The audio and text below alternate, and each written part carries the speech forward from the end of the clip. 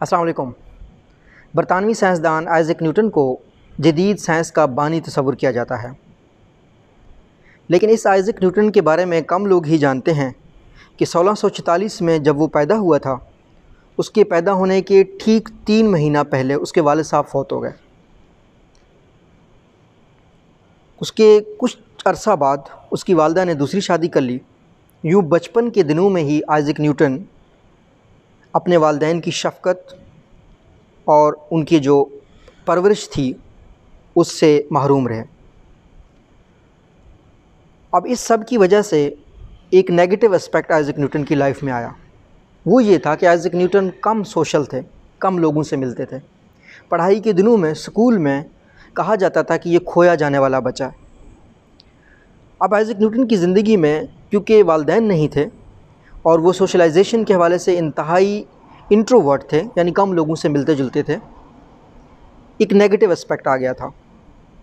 उस negative aspect को Isaac Newton ने एक पॉजिटिव चीज़ में बदल दिया। उसकी सोच तन्हा होने की वजह से इंतहाई गहरी हो गई।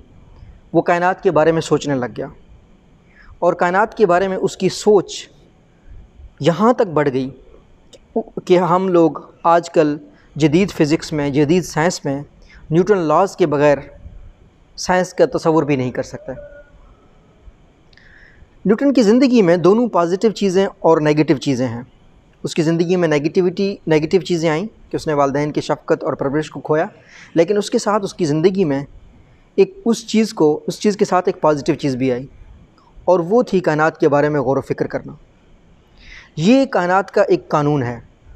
अगर आपके साथ बुरा वक्त गुज़र रहा है, आपके हालात अच्छे नहीं जा रहे, आपके अगर वालिदैन किसी भी वजह से फ़ौत हो गए हैं, इस दुनिया में नहीं हैं, आपको किसी ऑर्गेनाइजेशन से, किसी पर्सन से कोई सपोर्ट चाहिए थी, वो सपोर्ट नहीं मिली, तो इसका मतलब है कि आपका एक और पॉजिटिव साइड में आप उस चीज़ को अपनी फ़ायदा में बदल सकते हैं।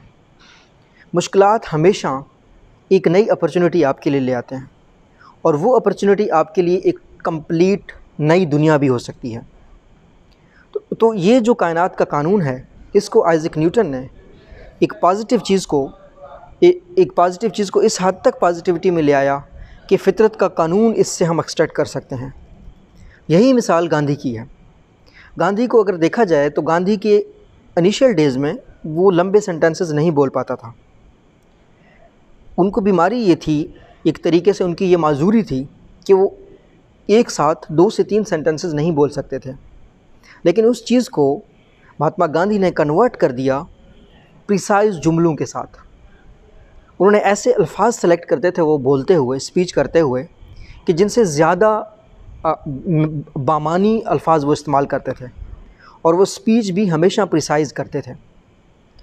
यूँ उन्होंने अपनी एक कमज़ोरी को अपनी एक ताकत में बदल दिया। अगर आप मुश्किल वक्त से गुज़र रहे हैं तो आपके लिए भी ये दोनों लोगों की कहानियाँ एक उम्मीद है। आप इस उम्मीद को पॉजिटिविटी में बदल सकते हैं। अगर आपके आसपास कोई शख्स मायूसी में है और उसकी ज़िंदगी में कुछ नेगेटिव हालात हैं, आप उनके साथ ये बातें शेयर करें, ये स्टोरीज़ शेयर करें उनकी लाइफ के, और मुझे यकीन है कि आप इन ज़िंदगियों से ये सीख सकते हैं। क्योंकि कुरान पाक में अल्लाह पाक फरमाता है कि किसी भी इंसान के ऊपर उसकी बर्दाश्त से ज़्यादा का बोझ नहीं डाला जाता। कभी कभी मुश्किलात आती हैं इंसान को सही रास्ते पे ले जाने के लिए। मुझे यकीन है आपको ये वीडियो अच्छी लगी। शुक्रिया।